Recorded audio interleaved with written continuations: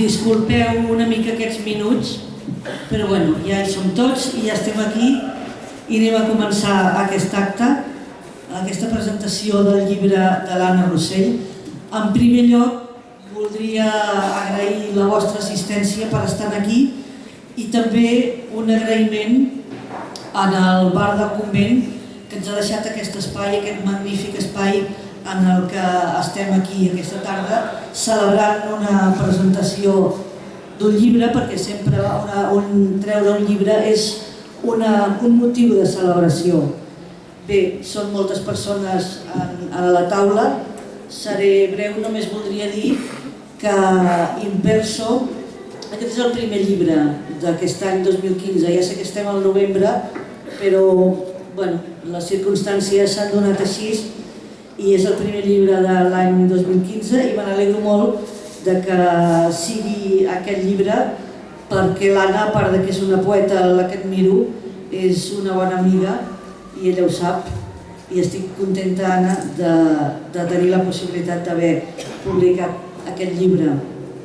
I després també perquè l'any 2015, com tots sabeu, és el 70 aniversari de l'alliberament d'Auschwitz i aquest també era el motiu de treure el llibre.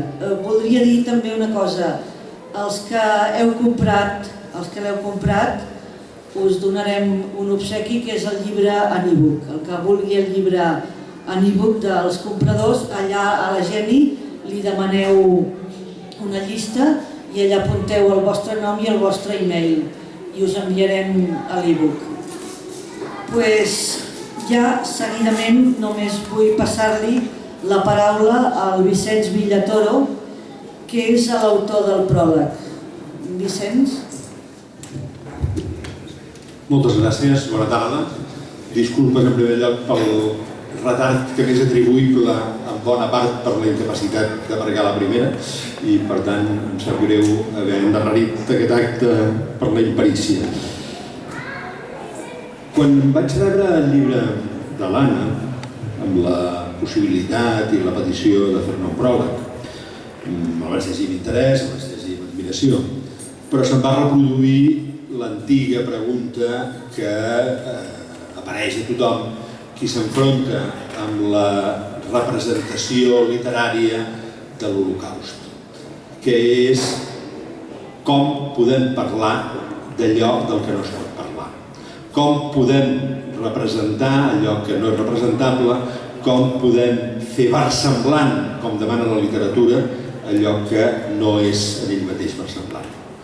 Davant d'aquesta pregunta, la pregunta de la literatura, no de l'estudi històric, no de l'erudició, de la literatura, de com parlar del que és incomprensible, hi ha dues posicions extremes. Una és, no se pot parlar, després d'Auschwitz la literatura ha de callar. Les cordes del violí es trenquen a l'infern, el violí ja no sona, no es pot fer literatura. Algú diu no es pot fer literatura després d'Auschwitz. Algú diu, més suaument, no es pot fer literatura sobre Auschwitz. Aquesta és la posició en un extrem. Davant d'Auschwitz, la literatura com ha de respondre amb el silenci. Hi ha una altra posició extrema que no és teoritzada, que ningú la diria en veu alta, però que és practicada, que és davant d'Auschwitz, barra lliure. Davant d'Auschwitz hi va tot. Davant d'Auschwitz la literatura ha de poder fer el mateix que fa sobre la Revolució Francesa, sobre la industrialització o sobre l'amor al segle XIX. Fer que li doni la gana, sense límits. Si a mi em fessin triar entre les dues posicions i no n'hi hagués cap altra, triaria el silenci. Però per fortuna, entre el silenci i la barra lliure hi ha un ampli ventall de posicions intermitges. Que siguin intermitges no vol dir que totes siguin legítimes, o que no totes siguin legítimes per a tothom. Per a mi, com a lector i com a escriptor, no totes són legítimes, encara que siguin intermitges. Llavors la meva pregunta, davant del llibre de l'Anna, era si a més de la bellesa dels versos, a més de la intensitat poètica, a més de la capacitat emocional dels versos, hi havia una posició compartible sobre com es pot parlar d'Auschwitz des de la poesia, des de la literatura. I la resposta, i per això hi ha pròleg, i per això soc aquí, és que crec que sí. I crec que l'Anna té la virtut, a més d'escriure un bon llibre, a més de fer uns versos que ens emocionen i que són, si es pot dir així, són bons. A més, ens defineix una possibilitat interessant, una possibilitat èticament assumible, una possibilitat compartible de tractament literari d'Auschwitz. Fixem-nos en una cosa. No m'allargo gaire, però 2 minuts sí sobre això. Aquesta pregunta de si podem tractar literàriament Auschwitz té un moment de suspensió, té uns casos de suspensió. Hi ha unes persones a les que no els fem aquesta pregunta, que són els supervivents, que són els que en parlen en primera persona. Aquesta pregunta no se li fa a Primo Levi, no se li fa a Imre Kertész, no se li fa a aquelles persones que expliquen la pròpia experiència literàriament, no eruditament, literàriament, no històricament, amb ganes de fer literatura, però expliquen la seva pròpia experiència. Per què? Perquè l'autobiografia sí que ens sembla un d'aquests llocs legítims entre el silenci i la barra lliure. Jo explico d'una manera sincera, d'una manera autèntica, d'una manera, per dir-ho així, vàlida, explico la pròpia experiència. Però l'Anna Rossell no és una supervivent. O sí, és una supervivent perquè tots som supervivents d'Auschwitz. Llavors, com se li aplica aquest estat de suspensió de la pregunta? Fent una operació que jo crec que és la que ens dona la clau del llibre i la clau de la literatura que es pot fer sobre Auschwitz els qui no van passar per Auschwitz, que és l'empatia, la possibilitat de posar-te al seu lloc, la literatura autobiogràfica dels que no hi eren. Aquest llibre és autobiogràfic de l'Anna Rossell. No explica la seva vida, però és autobiogràfic perquè ella hi és. Ella s'ha posat en el lloc, ella s'ha posat en la pell, ella ha assumit la veu. A vegades l'assumeix d'una manera literal, diguem-ne. Parla com si, no en un acte de ficció, en un acte, per dir-ho així, d'interiorització. Un dels perills de la literatura sobre Auschwitz és que Auschwitz acabi sent poètic. I Auschwitz no és poètic. El perill és que aquelles imatges que acaben semblant-nos boniques de planes poloneses nevades amb bedolls acabin generant una poètica plàcida. Auschwitz no permet una poètica plàcida. Aquest llibre, encara que hi hagi bedolls en el títol i encara que hi hagi bedolls en la imatge que ens fem al cap, no és un llibre poètic en aquest sentit de poetitzar positivament el record de l'imatge d'Auschwitz. És un llibre autobiogràfic a partir d'una premissa. Allò que va passar no els va passar a ells. Allò que va passar ens va passar a nosaltres. No cal ni que hi tinguem parents, no cal ni que siguem de la mateixa religió dels uns, no cal ni que siguem de la mateixa grup que els altres, no. En tant que humans, allò que va passar a Auschwitz ens va passar a nosaltres. I quan parlem d'Auschwitz, parlem de nosaltres. I quan un jo literari parla, sense fer trampa, d'Auschwitz, parla no només el jo literari, parla també el jo vital, el jo personal. Això és el que ha fet el meu pare, Anna Rossell, en aquest llibre. Això és el que ha fet Anna Rossell, fent bons versos, però sobretot donant-nos una posició literària ètica sobre Auschwitz, i això és el que el fa un llibre, a més de necessari, un llibre valuós i un llibre que, per això són les presentacions, un llibre que els que som a aquesta banda de la taula diem els que són a l'altra banda de la taula llegim. Feu una altra cosa, expliqueu-lo. Expliqueu-lo perquè hi ha llegim-actes. No només perquè val la pena, sinó perquè fixa una posició que té un punt Felicitats, doncs, a l'Anna Roser.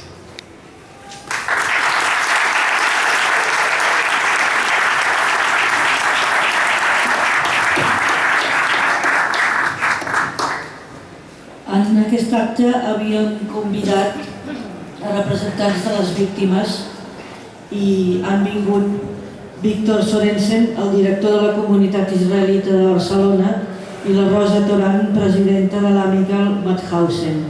Ara li passo la paraula a Víctor Sorensen. Moltes gràcies, bona tarda a tothom.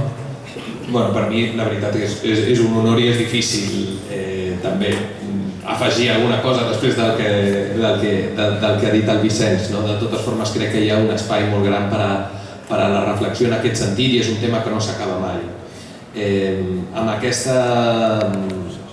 Amb aquesta presentació d'aquests dos límits que ens ha explicat el Vicenç, que per un costat apareix aquesta figura de Adorno, potser, amb aquesta sentència lapidària força clàssica de l'escola de Frankfurt, que no es pot escriure després d'Auschwitz.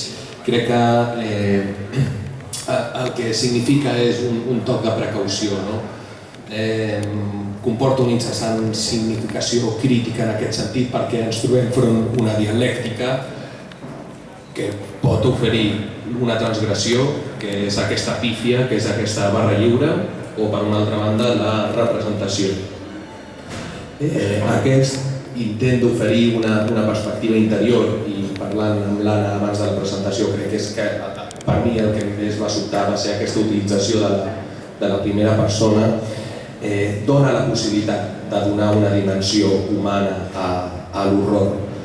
Però més enllà d'això, el resultat pot ser una cosa autèntica o una cosa no autèntica. I per mi, i després d'haver llegit aquest poemari, crec que estem davant d'un poemari autèntic. I això no solament és loable, sinó que crec que des de la meva part li dec un gràcies a l'Anna. Posar la imaginació al servei d'aquest període, posar la imaginació a volar al servei d'Auschwitz és un exercici admirable i molt respectable. Des de la meva part, crec que és una miqueta agosarat dir que represento la comunitat jueva aquí, perquè dins la comunitat jueva hi ha moltíssimes veus. Jo puc donar potser una visió més personal d'aquest fet i una visió potser compartida amb altres correligionaris meus, que és una obsessió per la memòria. I crec que aquí és important definir aquesta obsessió per la memòria no com un intent de monopolitzar el fet d'Auschwitz, però sí de donar-li una particularitat per a totes les víctimes, no solament per les jueves. Això és un fet important. En aquest intent, el mateix llenguatge hebreu aprofundeix i li dona recursos. Per fer referència a memòria s'utilitzen diferents paraules, des del zikaron, des del zahor, totes amb la mateixa arrel, però amb una significació molt diferent. I jo em quedaria amb l'últim, que és el zikaron, que és un record, una memòria, però suportada amb un plan cap al futur, amb una perspectiva futura. És allà on es dona un espai per l'aprenentatge, és allà on es dona un espai per la reflexió i és allà on es dona un espai perquè podem submergir-nos en un llibre com aquest. És memòria i també és identitat. En aquest sentit, crec que solament des del coneixement del subjecte sobre el qual estem parlant es dona la capacitat de poder fer aquest tipus d'exercici i crec que és fenomenal com a una experiència personal. Jo com un jueu que vaig créixer veient les imatges d'arxiu de l'Holocaust quan tenia 8, 9, 10 anys, amb nits senceres sense poder dormir per al trauma d'això, veig aquest llibre també com una eina, veig aquest llibre com un recurs educatiu, perquè al cap i a la fi jo crec que aquest ha de ser o ens ha d'oferir una perspectiva loable, una perspectiva que ens doni peu a poder aprendre tot allò que es pot aprendre després d'aquest període tan fosc de la història. Així que moltíssimes gràcies i felicitats.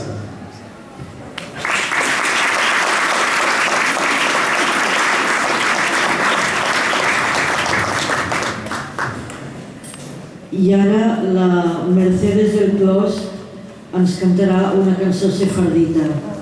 Mercedes Tramuñeras.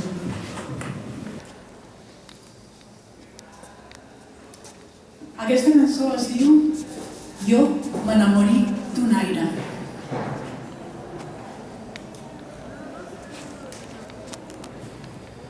Jo m'enamoré d'un aire,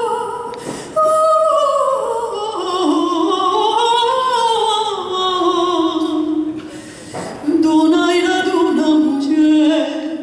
d'una mujer muy hermosa, linda de mi corazón. Yo me enamoré de un aire,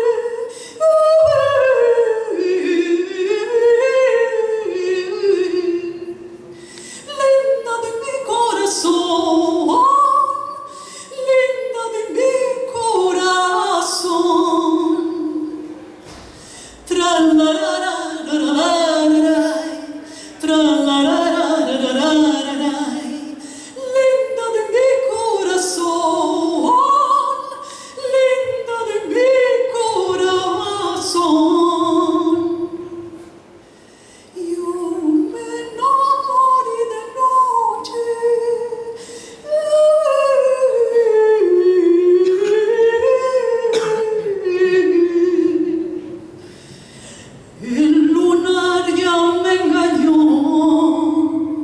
Si esto era de día, yo no ataba amor.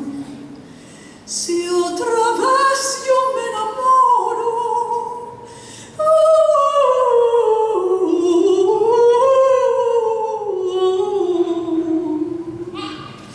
sea de día con sol, sea de día con sol.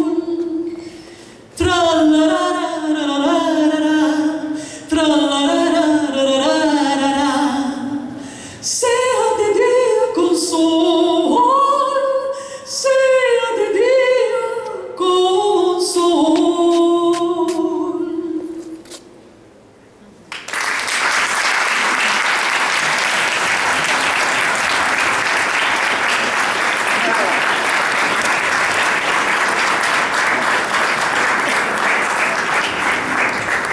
Gràcies, Mercedes. I ara li passo la paraula a Rosa Toran, presidenta de l'Amical Mauthausen. Bé, bona tarda i gràcies. Una precisió, en aquest moment ja fa 2 anys que no soc presidenta de l'Amical de Mauthausen, tot i això continuo estant i treballant a l'Amical. Bé, ara en aquests moments és president al Fòrum Deportat a Ujel. Bé, a part d'això, bé, em congratula i em sento doncs molt honorada per estar aquí, per responsabilitat en primer lloc i per amistat amb l'Anna, que és una amistat llarga, de llarga durada ja. Bé, d'altra banda també, bé, em congratula que en pocs dies sigui un segon acte en el qual doncs participo. Dilluns passat era 9 de novembre i es commemorava la nit dels vidres trencats. Va ser un acte que vam fer justament amb diverses entitats a la seu del Parlament Europeu, que hi ha aquí a Barcelona, per donar-li tot el sentit que havia de tenir quan entenem que la commemoració no és només una recreació del passat. En uns moments en què estem vivint una situació a Europa que ens fa recordar tant un passat en què 500.000 republicans vagaven per Europa, en què els jueus vagaven sense que cap país els acollís, ens semblava que tenia un sentit molt especial i de molta responsabilitat poder rememorar la nit dels vidres trencats amb aquests referents actuals que ens han de fer reflexionar. Bé, Una altra cosa també prèvia que voldria comentar és que per mi Auschwitz està associat a una visita al camp amb alumnes de 2 instituts de Santa Coloma de Gramenet. Realment això és una experiència, com d'altres visites que s'han fet als camps, però aquesta en concret doncs, eren les nits sense dormir perquè ningú podia deixar de parlar. I també, en el mateix sentit, des de no fa gaires dies estem tenint també converses, diríem, profundes i emotives amb una associació anomenada Veus Gitanes que viatgen també cada any a Auschwitz i amb el que tenim moltes coses a compartir. Perquè si alguna cosa té Auschwitz, a banda de l'especificitat del que va significar l'Holocaust, és a dir, l'extermini específic dels jueus d'Europa, és que Auschwitz significa la universalització del dolor. Per què? Perquè a Auschwitz hi ha col·lectius de moltes característiques, de moltes nacionalitats, d'edats diferents, però clar, a mi em toca parlar dels republicans, que encara que siguin una xifra molt petita, però també va haver-hi republicans a Auschwitz. En concret, tenim les xifres de 32 republicans que van a parar a Auschwitz. No a Birkenau, sinó a Auschwitz I. Per tant, és una xifra petita en comparació al que va significar l'extermini global, però justament és una prova que aquest dolor, si per alguna cosa té sentit no recrear-lo, perquè recrear el dolor, ja s'ha dit abastament abans en altres intervencions, no es pot recrear, no ens podem apropiar del dolor dels altres, però el que sí que podem fer és convertir el dolor en lliçó. El lliçó en lliçó exemplar. I la lliçó exemplar afecta a tots els països, afecta a tot el món i afecta a col·lectius de tota mena. Bé, en el cas potser si us ha xocat aquesta dada, aquesta xifra de republicans que estan a Auschwitz I, doncs això està molt vinculat amb el que va significar l'èxode republicà i després de la gran onada de deportació que va tenir lloc a Mauthausen, com tots sabeu, la primera població civil que arriba al camp de Mauthausen són republicans. Això succeeix entre l'agost i el gener, l'agost del 40 i el gener del 41, són els 7 i escaig republicans de Mauthausen, però després, si agafem la xifra global dels gairebé 10.000 deportats, la resta estan dispersos per diferents camps. I aleshores responen ja a una altra via d'anada als camps. En el cas d'Auschwitz trobem resistents, és a dir, homes i dones. També hi ha una dona internada a Auschwitz, una republicana d'Àvila. Són resistents que estan jugant-se la seva vida contra l'ocupant alemany a França i que si són capturats poden acabar a qualsevol camp. I aquests són resistents els que van a parar a Auschwitz. També hi ha un grup de republicans que hi van a parar perquè eren treballadors forçats en una fàbrica d'Alemanya, aquella estranya i, diríem, ignominiosa posició del govern francès que quan Alemanya reclamava treballadors forçats per no enviar francesos intentava enviar els que eren estrangers. Doncs alguns d'aquests republicans, treballadors forçats a Alemanya, hi ha algunes fugues, hi ha algunes acusacions de sabotatge, etc. I molt sovint això era penat amb l'internament en un camp. També tenim alguna fuga des dels republicans forçats també a treballar amb la construcció del mur de l'Atlàntic, amb la famosa organització TOT. També quan hi havia alguna fuga eren també castigats al camp d'Auschwitz. Hi ha també uns quants exemples de republicans que fan un periple per diferents camps. Hi ha alguns que estan a 4 camps, entre ells el d'Auschwitz. I aquí voldria també acabar, perquè no em vull allargar massa, explicant 4 pinzellades de la història de Siegfried Meyer, que segurament tots coneixeu perquè ha estat molt recreada a nivell de documentals, hi ha molts articles, hi ha bastanta literatura, hi ha les seves memòries escrites, perquè justament vull acabar amb aquesta pinzellada de la biografia del Siegfried Meyer, perquè ell és el que, i la persona que l'acull, o les persones que l'acullen, com explicaré, doncs és l'exemple de com el mal es pot retar, ens podem posar a enfrontar davant del mal, malgrat el perill que això significa, i vèncer-lo. Perquè jo penso que també hem de donar aquest missatge de que sempre hi ha una opció per vèncer el mal.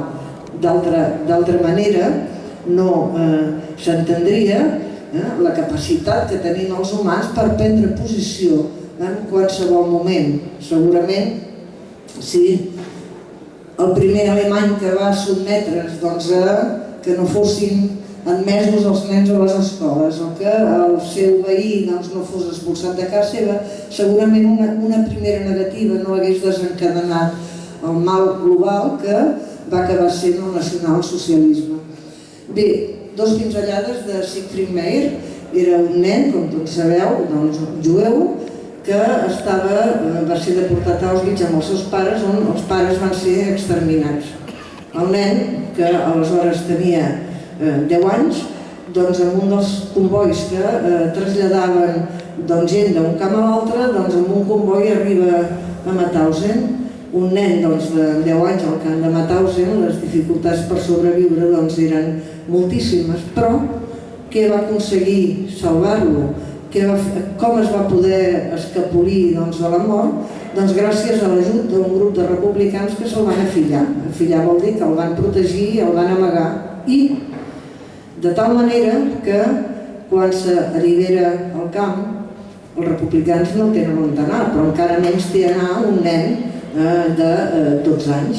I aleshores el republicà que se l'havia fet seu, a les forces d'ocupació americanes del camp, aleshores el va fer passar pel seu fill, i aquell nen a partir d'aquell moment va inclús, ara ja no, però en aquells moments va inclús renegar del seu cognom alemany i es va voler posar el cognom del seu pare adoptiu, el Saturnino Navazo.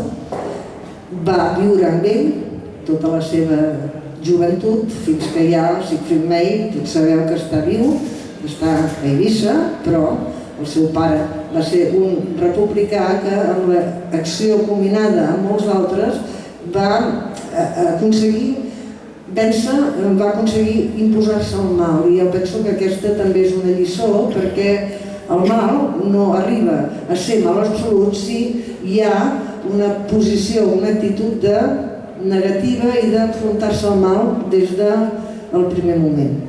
Bé, acabo amb això perquè, com ja heu comentat tots vosaltres, recrear Auschwitz no ens pertoca, recrear Auschwitz seria immoral. Què ens pertoca? L'únic que ens pertoca és fer d'Auschwitz una lliçó exemplar, una lliçó exemplar i de caràcter universal. Bé.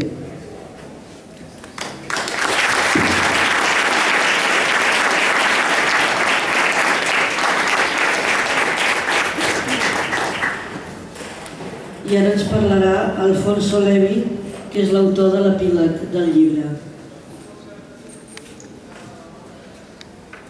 Buenas tardes, muchas gracias por estar aquí, muchas gracias Ana por confiar en que podía participar en esta mesa, que realmente tengo ilusión en hacerlo.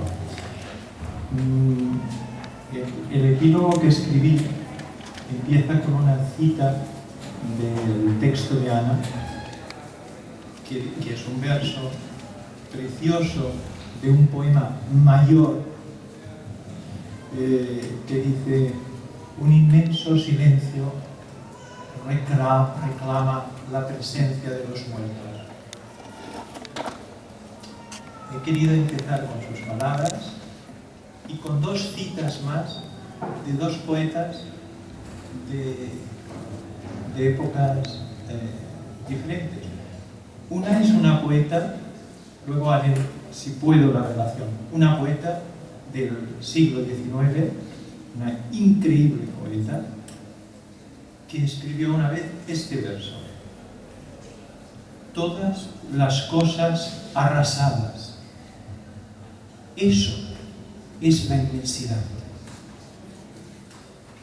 Y luego quería pasar al siglo XX, aunque vive el poeta, es un poeta argentino, en que él escribió, es Hugo Mujica, y él escribió: en lo hondo no hay raíces, hay lo arrancado.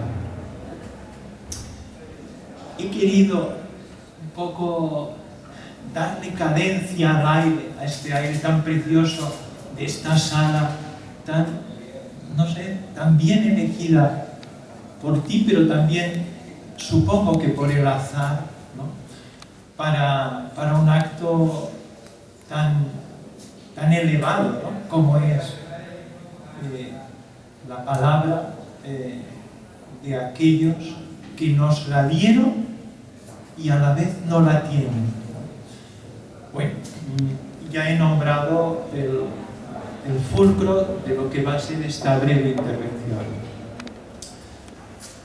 Yo creo que frente al horror de los campos de concentración, mientras preparaba estos días un poco esta mesa, era inevitable el horror de las calles de París. O sea, os lo voy a confesar que las cosas, entendiéndolo, pero se me han mezclado ante esa dificultad, ¿verdad?, de el crédito al humano, y a través de qué arterias, y a través de qué puentes, y a través de qué renglones que aparcan u orillan la razón más estrecha. Ahí es donde, por encima del cálculo, por encima del raciocinio estrecho, es donde creo que aparece la palabra.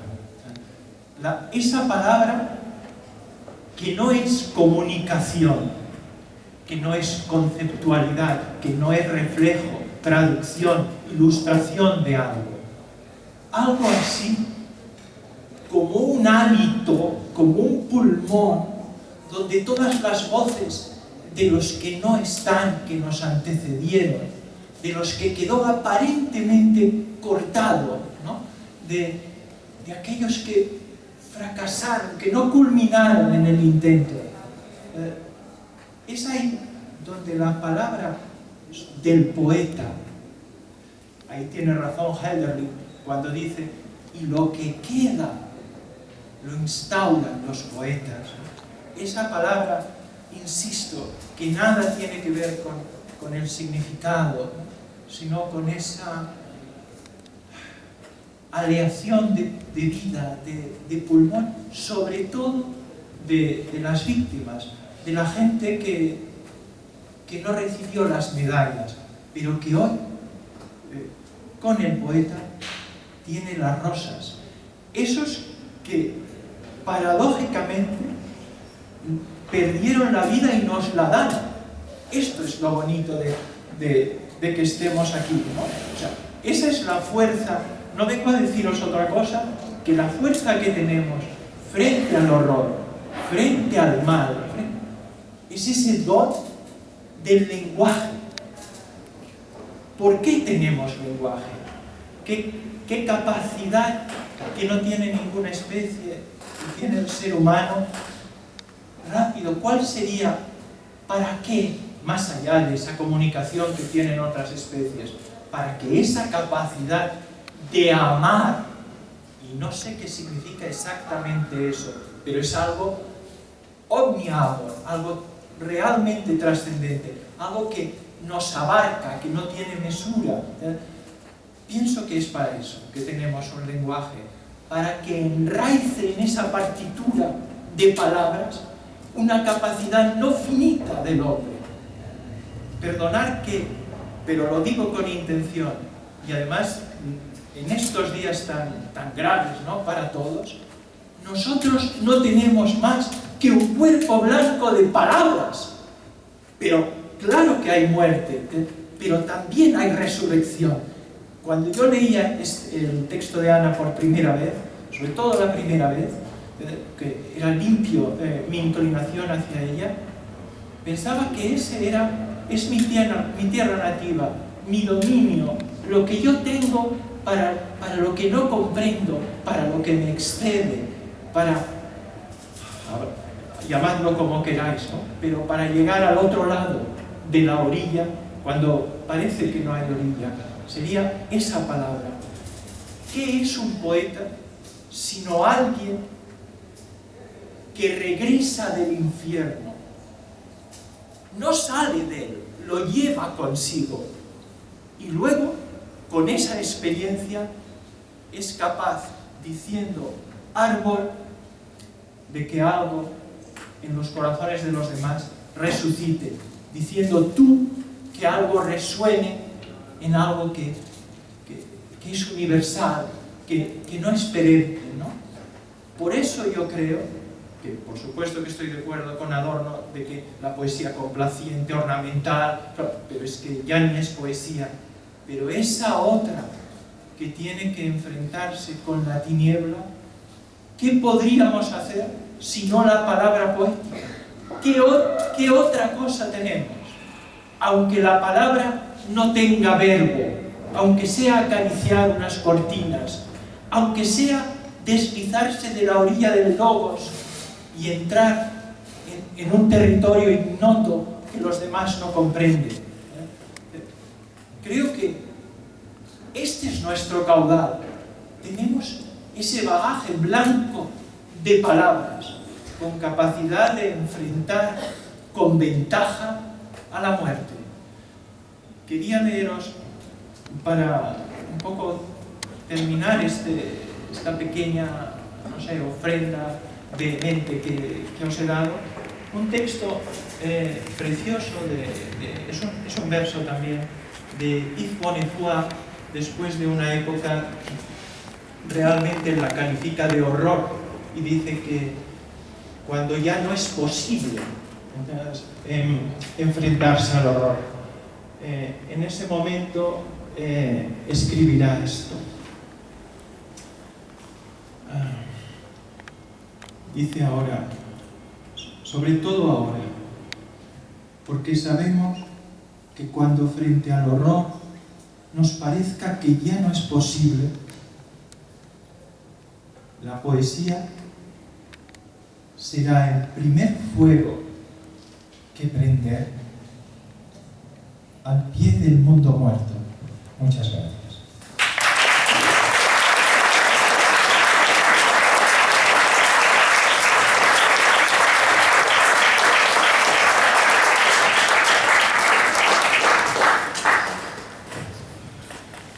I ara la Mercedes del Clos ens oferirà la segona cançó sefardita. Oh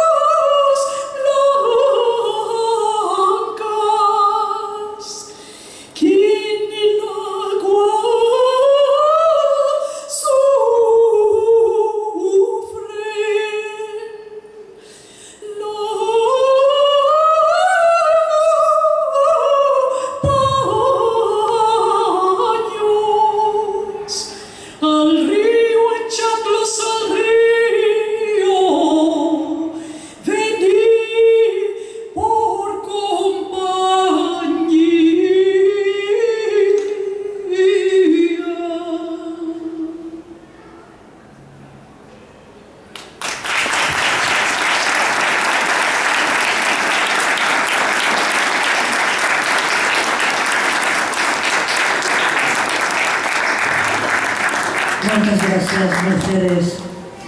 Bé, i ara finalment tenim a l'autora, l'Anna Rossell, que a part de parlar-nos d'aquesta obra, ens llegirà uns poemes del llibre. Anna, t'estàvem esperant ja finalment. Moltes gràcies. Haig d'agrair moltíssim, moltíssim aquest acompanyament de tants amics i amigues que m'heu vingut a donar aquesta alegria de poder compartir amb vosaltres les lletres i l'esperit que vull que emani d'Auschwitz. Sobretot, primer del tot, vull agrair també l'hospitalitat del bar del convent. Vull agrair així a la Rosa Toran, també al Víctor Sorensen, al Vicenç Llatoro, també a l'Alfonso Levi i evidentment a l'amiga i editora Amàlia Sanchís i a la Mercedes del Clos, que ha també participat de manera tan sensible amb aquestes dues cançons. Dir també que, malgrat que no són aquí, també vull agrair aquí públicament el gest que van voler fer tant el president d'Òmnium Cultural, que no ha pogut ser aquí, malgrat que havia dit primer que sí que vindria, el senyor Quim Torra, i després també de la directora de l'Institució de les Lletres Catalanes, Laura Borràs, que no arriba fins demà de Nova York i també li hagués agradat de ser-hi. Doncs gràcies després a tots vosaltres per ser aquí. Sense vosaltres no tindria cap sentit un acte com aquest.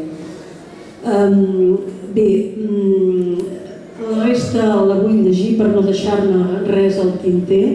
Volia parlar breument del llibre i abans de llegir una mostra del poemari. Bé, dir doncs que aquest acte que ens aplega a tots els que som aquí, no només per la qüestió, pel tema de les lletres, sinó pel que significa Auschwitz. Tots els que som aquí som sensibles a l'horror de l'Holocaust, de qualsevol Holocaust, i també a les lletres. Perquè aquest acte d'avui que ens ha reunit no només perquè fem la presentació d'un nou poemari, perquè aquesta és realment una raó secundària, així ho entenc jo, sinó per la temàtica que el poemari tracta i que el motiu del 70è aniversari de l'alliberament del camp d'Auschwitz volem commemorar també avui. Auschwitz no és només Auschwitz. Auschwitz és la metàfora de tots els genocidis.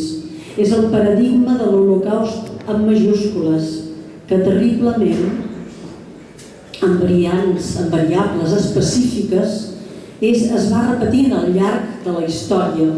És el paradigma de l'Holocaust amb majúscules, com deia, el coneixement del qual ens tanca la raó i ens deixa astorats, però que no ens immunitza contra la possibilitat de la repetició. Hannah Arendt, ja abans que la Segona Guerra Mundial acabés, advertia en un clarivident article que va publicar des de l'exili nord-americà, un article amb el títol Organisierte Schuld, culpa organitzada, advertia del perill de reproduir una simptomatologia social que tornés a propiciar un altre holocaust i feia una acuradíssima caracterització del tipus humà col·laboracionista que determinades situacions socials fan possible i fomenten. La filòsofa va veure amb claredat que Auschwitz rau en la naturalesa humana i es pot esdevenir a qualsevol part del món per part de qualsevol grup humà. I és precisament pel fet que Auschwitz forma part de la nostra història, de la història de la raça humana, i com a tal portem Auschwitz en potència permanent dins, és per això que neix aquest poemari. Cap llenguatge humà és susceptible d'apropar-se al perquè, com ja han dit abans alguns dels membres de la taula, Cap llenguatge humà té la capacitat de transmetre'ns el què de l'horror. Ho sabem. Però la llengua, el llenguatge, és l'única eina que tenim els humans per acostar-nos-hi. Aquesta és la meva certesa. I és per això, per acostar-me, ni que fos de lluny, de molt i molt lluny, a aquell patiment que vaig tenir la necessitat, perquè va ser una necessitat, d'abordar l'Holocaust. I el llenguatge més adient per fer-ho és el meu entendre, com també ha dit aquí Alfonso, és el de la poesia. Lamentablement, veiem com els humans no aprenem de la història. Ja ho deia Bertolt Brecht. Però si alguna oportunitat tenim d'aprendre de la història, aquesta ens la brinda el seu coneixement. Aquest coneixement ens el dona la lectura, la documentació, però també l'expressió artística, sigui de la mena que sigui. En el meu cas, l'escriptura. Perquè aquest poemari és fruit de dues fases, per a mi igualment importants. La primera, la de la documentació prèvia, la lectura. La segona, la de l'escriptura. Perquè intentar plasmar en paraules allò que és inefable, inexpressable amb les paraules, exigeix la reflexió que fa comprendre i sentir, encara que sigui mínimament en relació a allò que va ser, i fa comprendre la impossibilitat que val de plasmar-ho. I això ja és un aprenentatge. Vull referir-me molt breument al fet que bastants poemes, ja ho han dit també, ho ha dit en Vicenç Villatoro, estan escrits en primera persona. Això ben segur que sorprendrà els lectors o que ja els ha sorprès a qui ho heu llegit. Jo vaig ser la primera a sorprendre's quan me'n vaig adonar. Em va semblar una gosadia terrible, tremenda, però va sortir d'aquesta manera espontània i no ho vaig voler canviar. Enguany, que celebrem el 70è aniversari de l'alliberament del camp d'Auschwitz, m'agradaria que aquest alliberament, més enllà de l'acabament del sofriment de les persones que van sobreviure a aquell horror, s'entengués com a metàfora de l'alliberament del sofriment de totes les persones que, al llarg de la història, s'han vist i es veuen perseguides, torturades, que han sofert reclusió i han estat assassinades a mans d'altres persones per causa d'una política programada. I m'agradaria amb aquest poemari contribuir mínimament a mantenir vives les consciències per tal que aquesta lacra desapareixi del món. Bé, amb això ja he acabat aquesta breu presentació. Jo voldria ara fer una mica de tast d'aquest d'aquest poemari, encara que voldria dir també, bé, això ja ho diré després. L'últim poema el llegiré d'Alemanya, ja us ho avanço, perquè vull fer un homenatge a aquelles persones que, sense ser perseguides pels nazis, aquelles persones alemanyes que, sense ser perseguides pels nazis, van, com deia l'amiga Rosa Duran, van plantar cara des del principi en el llarg del nazisme, del nacionalsocialisme, i fins al final van protegir i van dir no, i arriscant la seva vida. I per això també la llengua alemanya ha de formar part d'aquest acte. Començaré, doncs, el poemari, aquí no l'heu llegit, doncs fa una mica el recorregut de l'arribada al camp. Després és l'estada en el camp, després l'alliberament del camp i després una mica la reflexió, viure després d'Auschwitz. Com sabeu, el poemari ha sortit en edició bilingüe, cosa que agraeixo moltíssim a l'editora perquè penso que és, malgrat que l'original és en català, però jo ho tradueixo immediatament després de cada poema i el tradueixo a l'espanyol. I de fet, però bé, l'original és el català. Llavors, com que em sembla que aquí no hi ha ningú que no entengui el català, oi? Si hi ha algú, doncs llegiré també la versió espanyola, però si no, per poder fer una mica més de ventall, oferir-nos el que és el ventall, doncs llavors els llegiré només els catalans, la versió catalana.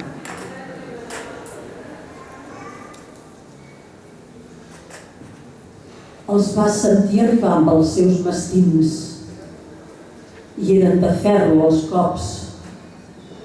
Jugaves al carrer, les veus dels més petits es van trencar i eren de plom els cops. Van pintar l'estigma en el vitrall, van profanar el teu lloc. Era un dia de sol per a tants ulls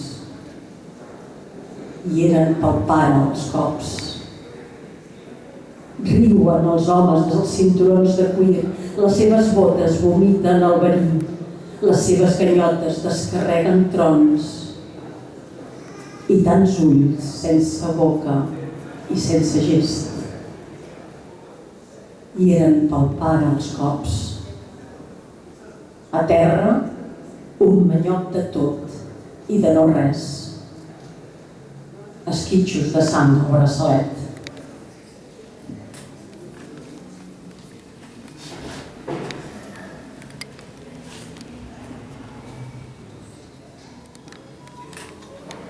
Crits rebenten la nit, l'esglaia tronca el son. Homes de ferro i boca ens diuen qui som en nom d'una creu. La creu dicta un destí. Una estrella el marca. Duem la nostra vida a la maleta. L'espera és llarga.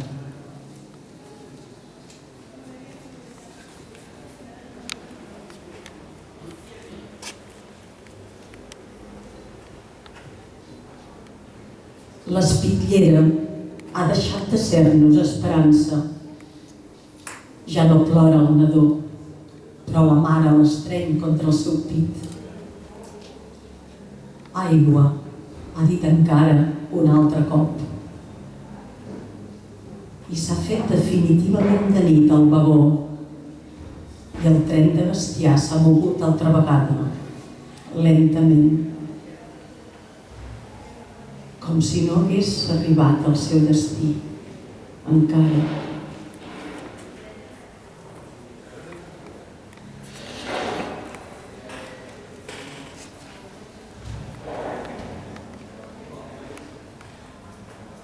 No hi ha miralls aquí, però jo m'he vist els pits al davant meu després del recompte del matí.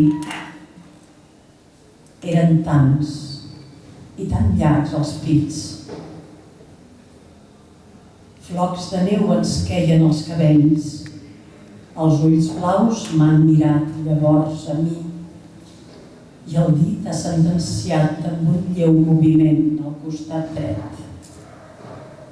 Espera'm, amor meu, que jo ja vinc. Eren tan llargs els pits.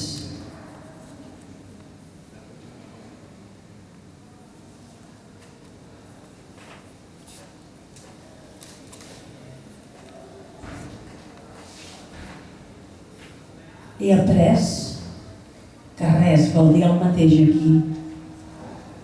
Aquí ens cal aprendre-ho tot un altre cop. Els mots no són els mots aquí. Aquí ens cal un nou lèxic per a tot. Diem gana, i no és gana el que sentim. Dolor, i no és dolor. Maldat, i no és maldat aquí. Per dir mai, diem morgen früh, aquí. Demà no té sentit. No hi ha paraules aquí.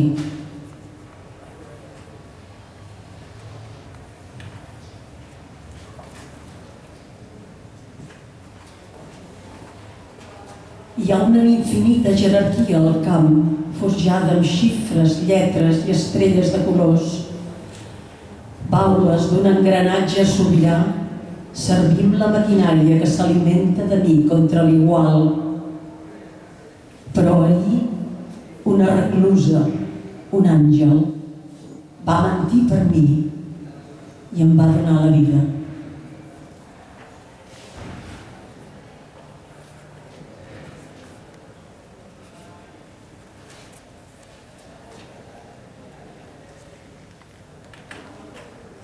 I fa tan fred aquí, i tot és erm i gris. Cap pell escalfa una altra pell, cap mà acarona una altra mà. Però avui, quan acabàvem la rasa del filat, m'ha semblat que em somreies i he vist que era veritat. Quan s'han endut el cos, tenies un gest plàcid als teus llavis.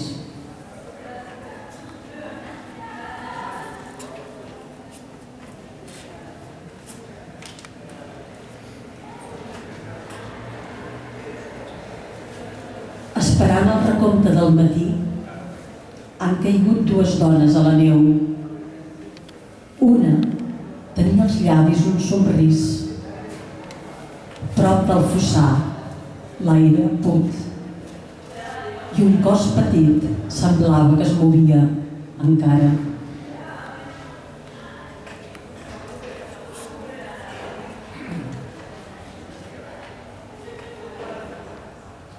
Les dues veteranes corren per aconseguir un dels peus. Les mortes pesen menys per les cames i no es veuen aquells rictus, ni aquells ulls, ni aquella boca tan oberts.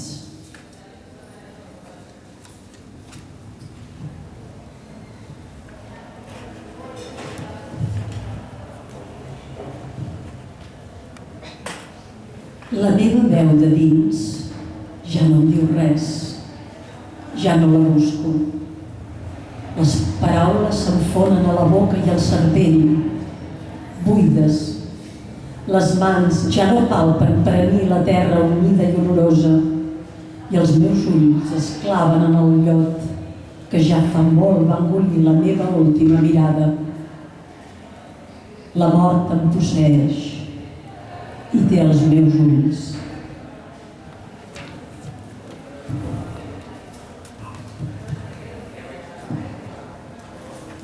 Hi ha una dona que no es mou al jazz. Té la mirada fixa a la paret i un floc de cabell llarg i greixós damunt dels llavis entreoberts. Sembla que respira subtilment encara, però ja és morta.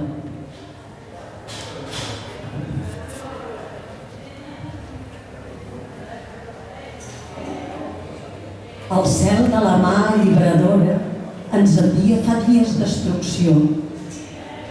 La mirada blava s'ha enfosquit i l'odi dels seus ulls veu en nosaltres la imatge de la culpa. Però estem massa vençuts per témer res. La indiferència nodreix l'últim alè, ens protegeix del dolor de l'esperança. És l'apatia opaca de les bèsties amancides a cops fora del temps i el món. Vivim per inèrcia en el present, aliens a cap altra voluntat que no sigui morir.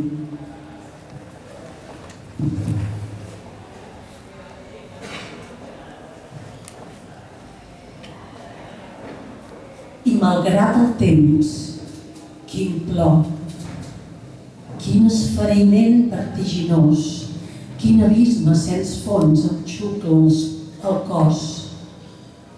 Els forns no cremen ara, però la sentor dolcenca del seu fum s'escampa arreu per a mi. Arreu ressonen els crits dels qui no són i ensordiran per sempre més el lloc, les oïdes obertes a les veus. Enmig d'aquesta programada gernació, a les 5 de retorn als seus hotels, sé que el meu braç duré fins a la mort, l'estigma maleït d'aquell horror. Sé que els que saben són molt pocs i abomino aquesta exposició del mal. I em demano quina ingènuament espera encara que els humans aprenguem de la història. I em demano de quina fusta està feta la memòria.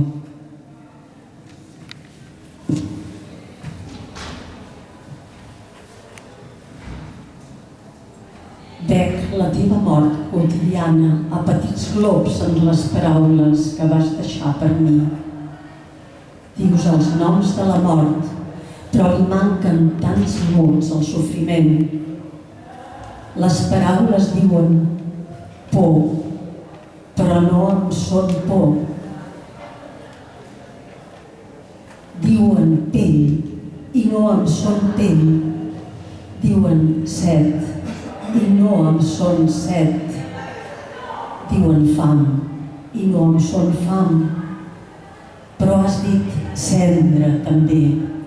I aquest mot conté un univers infinit de patiment.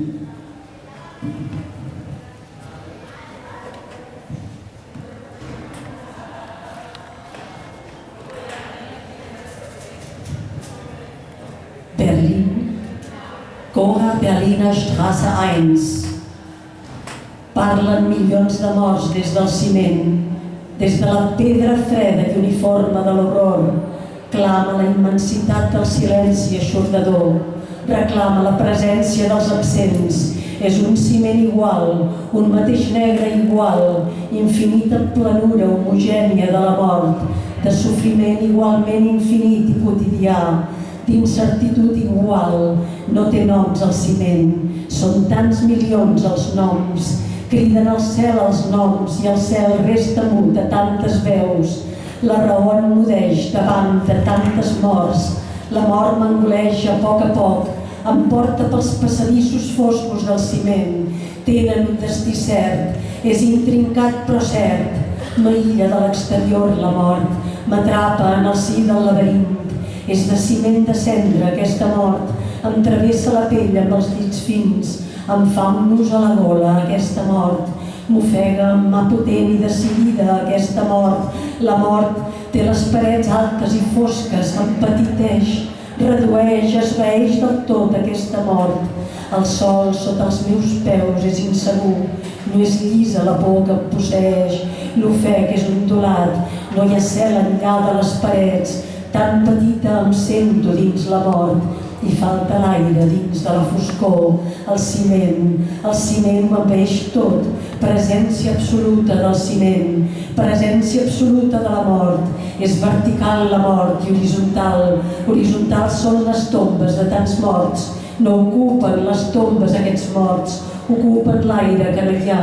Són cendra de ciment, són record de cendra del passat, companyia de cendra en el present, cendra perquè no sigui en el futur. Aquí els camins són tants i tants camins porten al destí cert. Porten al mateix lloc aquests camins, camins que porten a més i més camins, que condueixen de nou a més camins, replecs matisats del sofriment. Algú de sobte travessa el meu, de lluny, algú altre més enllà em veu des del seu, un tercer home creua el meu camí. Tots anem sols, són solitaris i de molts aquests camins, és solitari de milions aquest destí. El camí de la mort és ben igual, diferentment igual, prové de distints llocs, aboca al mateix lloc, aboca al mateix lloc, aboca al mateix lloc, aboca al mateix lloc.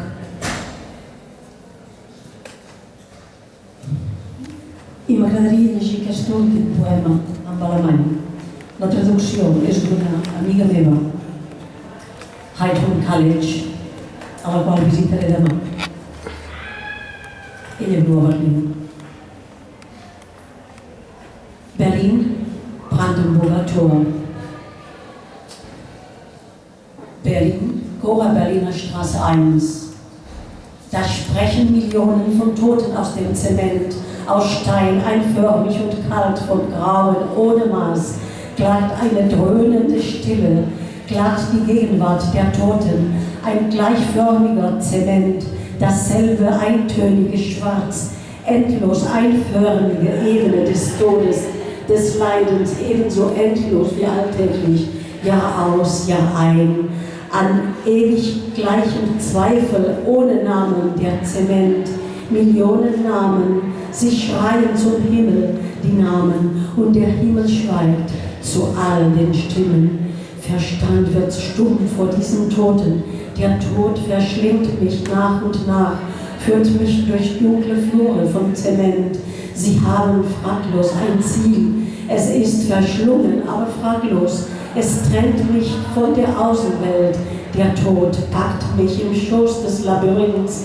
Ist zementierte Asche dieser Tod, fährt mir durch die Haut mit dünnen Fingern dieser Tod, schnürt mir die Kehle zu, wirkt mich entschieden mit eiserner Hand dieser Tod.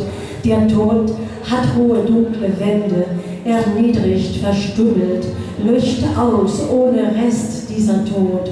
Unter den Füßen schwankender Grund und steht die Angst, die mich besitzt, ersticken in Wellen, kein Himmel jenseits der Wände. So klein bin ich im Schoß des Todes, Luftnot in diesem Dunkel, der Zement durchdringt alles, absolute Gegenwart von Zement, absolute Gegenwart des Todes, senkrecht ist der Tod und waagerecht. Waagerechten sind die Gräber all der Toten. Diese Toten bevölkern ihre Gräber nicht. Diese Toten bevölkern die Luft, die es nicht gibt. Zementierte Asche,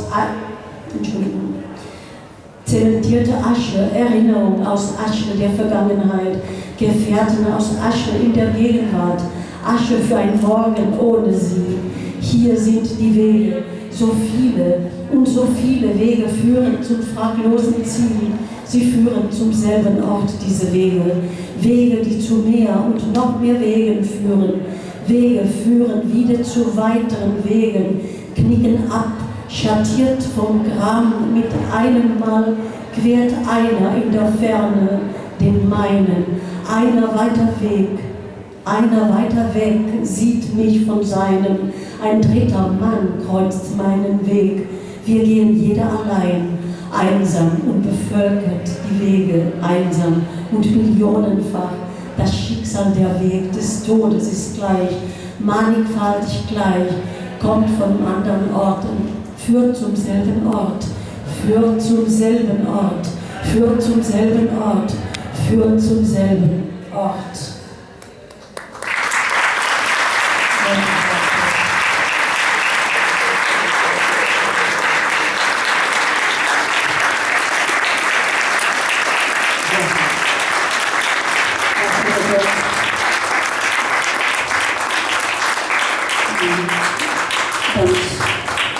També no hem esmentat els alemanys que també van patir els camps de concentració, la persecució i la mort. Aquests opositors del nacionalsocialisme va saber frenar just a temps perquè no poguessin arribar en aquestes actituds que ha esmentat abans la Rosa, de frenar-ho a temps.